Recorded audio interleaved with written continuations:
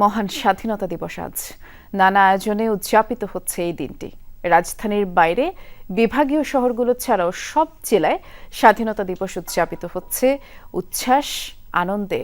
৫৩ বছরের স্বাধীন দেশে পাওয়া না পাওয়ার হিসেবে সংশয় থাকলেও বাঙালি আজও স্বপ্ন বুনছে।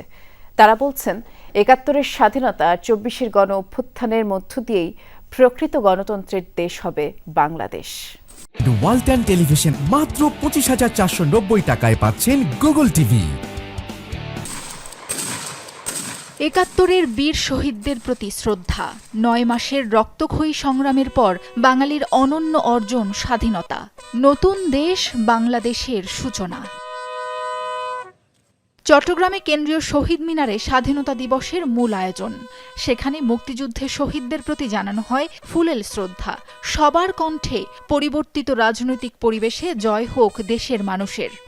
৭১-৭১-এর জায়গায় থাকবে, ২০২০-২০২৪-এর জায়গায় থাকবে। মুক্তিকামী জনতার যে চাওয়া ছিল, অধিকার আদায়ের সংগ্রাম ছিল, ২৪-এও কিন্তু সেই একই ধারাবাহিকতায় অধিকার আদায়ের সংগ্রামে কিন্তু আমাদের ছাত্র জনতা করেছিল এবং তারা সফল হয়েছিল।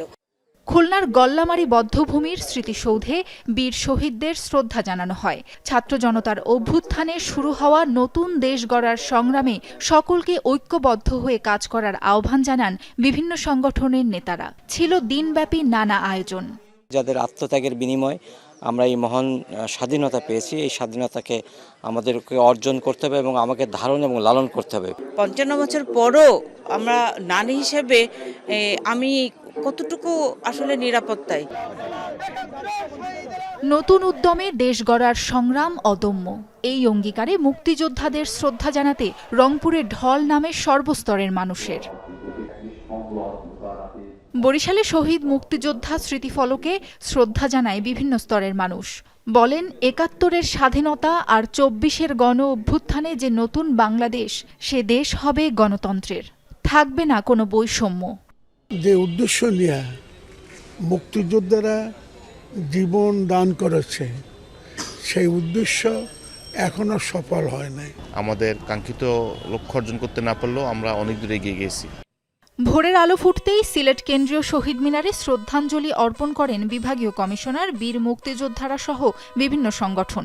স্মরণ করা হয় জাতির শ্রেষ্ঠ সন্তানদের।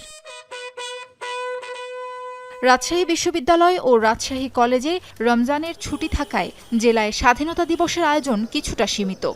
ভোরে রাজনৈতিক সামাজিক বিভিন্ন সংগঠন শহীদ স্মৃতিস্তম্ভে শ্রদ্ধা জানায়। পরে মুক্তিযুদ্ধ স্মৃতি স্টেডিয়ামে কুচকাওয়াজ সহ নানা আনুষ্ঠানিকতা হয়।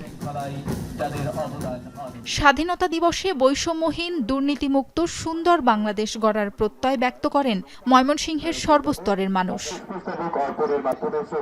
শুধু খাতা কলমে স্বাধীন নয়, স্বাধীনতার পূর্ণ স্বাদ নিতে চায় দেশবাসী। এমন প্রত্যয়ে লক্ষ্মীপুর, মেহেরপুর, সুনামগঞ্জ সহ দেশের প্রায় সব জেলায় স্বাধীনতা দিবস উদযাপিত হয়েছে। সাবরিনা লিজা, যমুনা নিউজ।